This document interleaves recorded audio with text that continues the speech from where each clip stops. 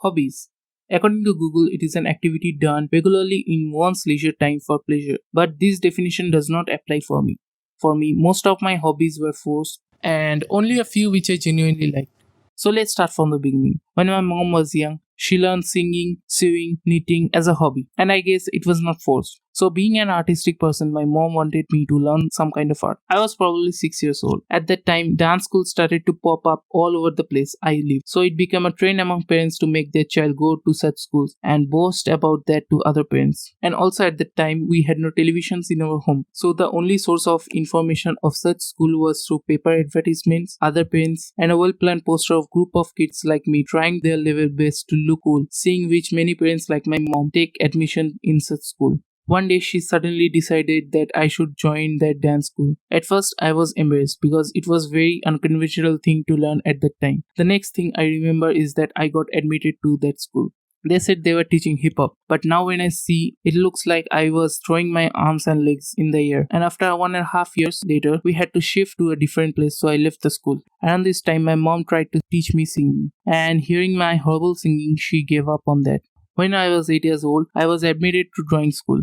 Unlike dancing, I did not think a lot about it. I mean, it did not matter to me that much. I went there, learned what they taught, and came back home and forgetting for a week that I even joined such a class. I never did any homework given by them. One day, my drawing teacher called me out and asked me about my homework. Me being a kid and trying to answer it like an adult, I said that I was under heavy study load. And my teacher, being sarcastic person, asked me to define him numerically. After the class ended, he talked about this to my mom. At that moment, I was like, let's go home. I am not feeling well. As far as I remember, she was not angry at me at that moment. I saw her controlling her laughter. Although after that day, she always forced me to do my homework. And after a few drawing, my drawing always ended up disfigured than the reference drawing provided. And the most significant thing that I remember is that I left that school after failing my watercolor exam 3 times. I always liked drawing, but drawing classes did not teach me the things I wanted to draw. I mean, you rarely find any offline schools which teach you how to draw cartoons or anime. I know basics are important, but unfortunately drawing classes did not build enough interest in me to continue. When I was 12, there was a trend that everyone was buying some kind of musical instrument to show off. So following the trend and to gain some attention from my class, I bought a guitar. It was a Spanish guitar, but as I mentioned earlier, I bought it to keep it as a display in my house. But my parents misinterpreted it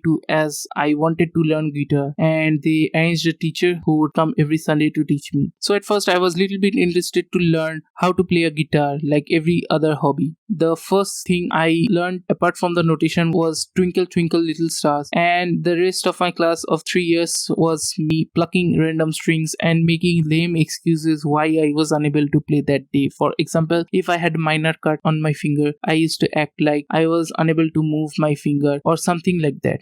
Every week I was given a song to practice, which I had to play in front of him, but I always used to keep my guitar as it is in its place after the teacher left and take it out the next week when he arrived, and on top of that asking him how to play the chord which he taught me in the previous week and told me to learn them. Even the exams I gave, I did not expect to pass with such high scores. Just imagine forgetting notes in front of the examiner and acting like you are playing the right thing, and the examiner being cool enough to teach you while you are giving the exam. At that day, I was embarrassed a little bit. I mean, it was not my fault. I did not want to learn how to play guitar. As I told you, it was just for show. After 3 years of learning, finally, it was time for 9th and 10th grade exams. One of the most important exams. So I quit learning guitar at the end of 8th grade.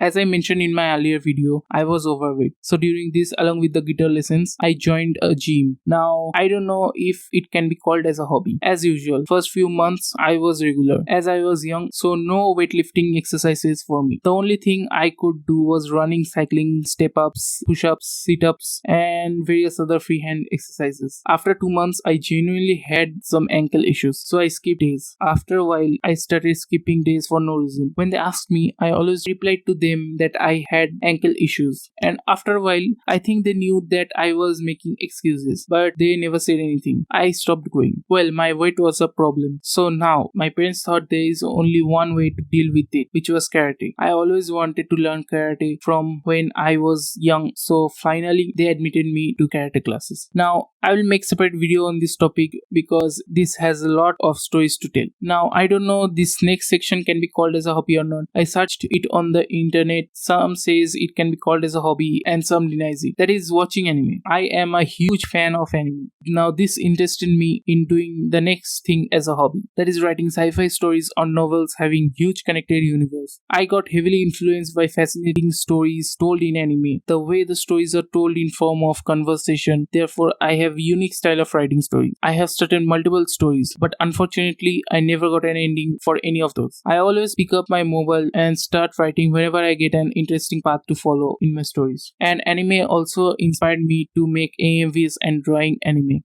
The following things should be included in hobbies. Stargazing.